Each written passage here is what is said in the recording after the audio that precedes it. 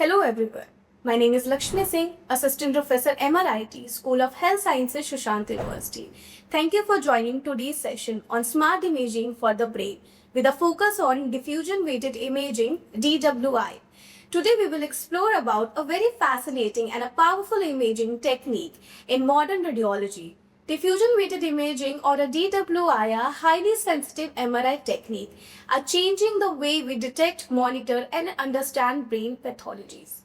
Globally, someone suffers a stroke approximately every 2 to 3 seconds. Early detection is critical and diffusion weighted imaging plays a life-saving role to identify stroke within minutes of onset, long before conventional imaging can. Here is a quick overview of what we will cover today. We will begin with a brief introduction to DWI, followed by its clinical application. Then we will look at why DWI is considered critically very important for brain imaging, explore how the images are acquired and enhanced using AI tools, and wrap up with some concluding thoughts. Before we dive into the DWI specifically, let's take a moment to understand why it fits in the family of MRI sequence. In routine MRI, we commonly use T1 weighted, T2 weighted FLIR sequences. T1 weighted images help us to visualize anatomy, fat, post-contrast enhancement. T2 weighted images are excellent for detecting edema, pathology due to high water content. Then we have FLAIR.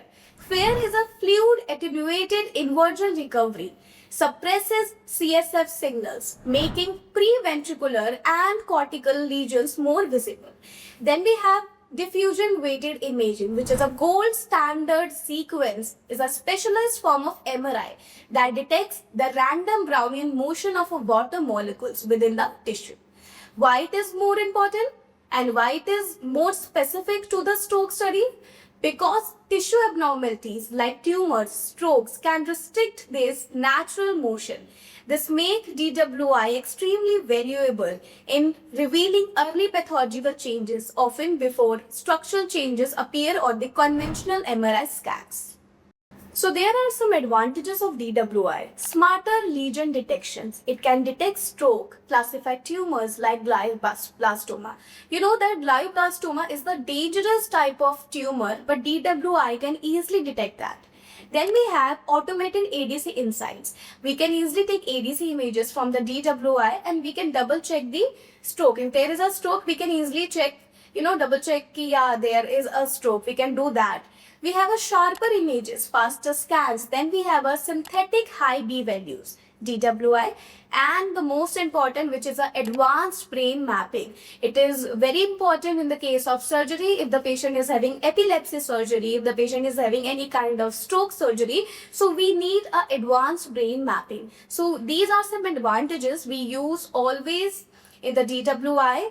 So that's how DWI help in such cases.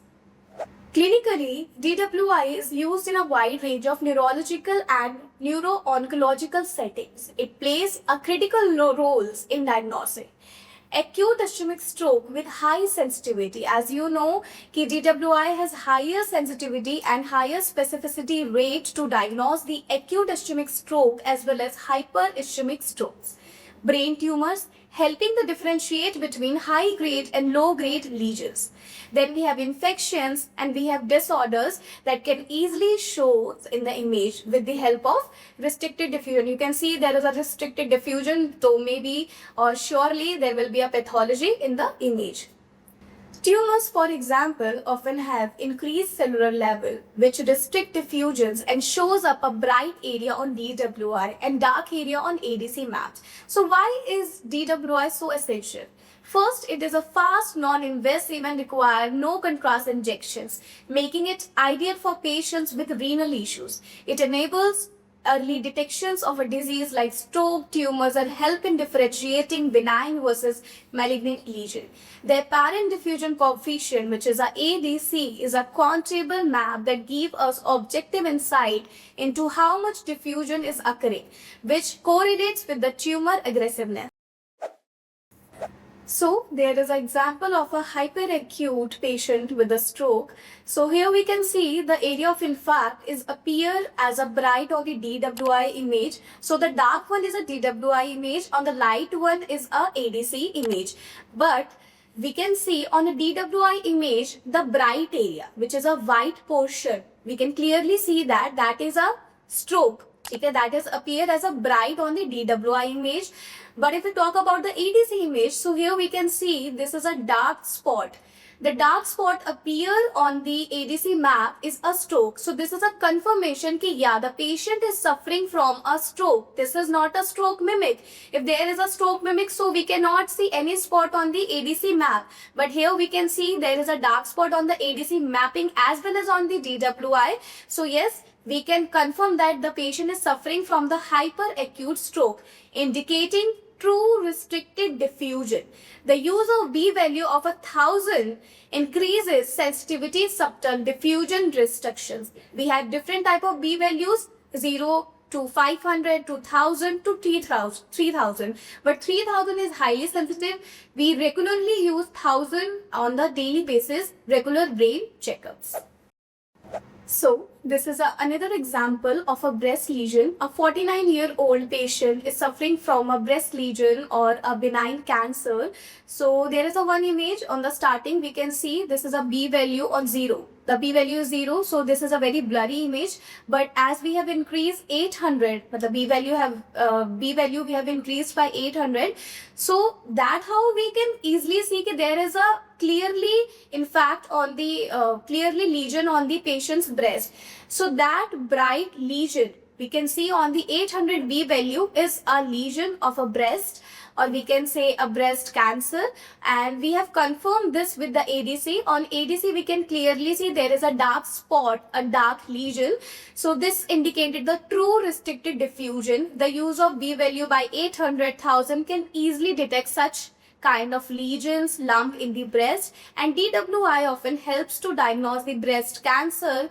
If the cancer is benign, malignant, if the cancer is ductal carcinoma, we can easily diagnose with the help of different B values. So in this we can clearly see the first image, which is a B value of 0, indicating we can say indicating nothing because that is very blurry, or sometimes we just see we just think tissues are mimic. So we don't use that so much. So once you have increased the B value by 500, 800,000, it can easily show the restricted diffusion.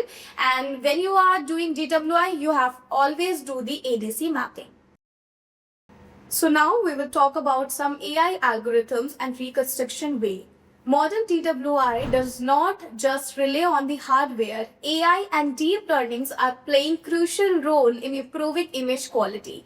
Advanced algorithms help in denoising, reduce motion artifact, even generating high-resolution images from low-resolution data without increasing scan time.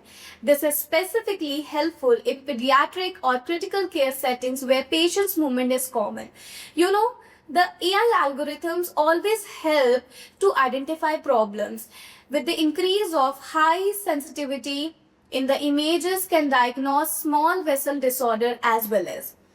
So we have an advantage, we have a good resolution, we have a good spatial resolution, we have a good temporal, we have a good contrast resolution, and we have a EPI, which is a eco-planar imaging, helps to reduce the scan times, helping pediatric cases. To conclude, DWI is a cornerstone of a modern brain imaging, offering early detection, high sensitivity, and a window into microscopic tissue structures. When combined with AI, it has become even more powerful, enhancing accuracy, speeding up reconstruction, supporting real-time and predictive diagnostic together. They are not just improving brain mapping, they are transforming it. So I, Lakshmi Singh, thank you so much for all my students for your valuable time. Thank you so much.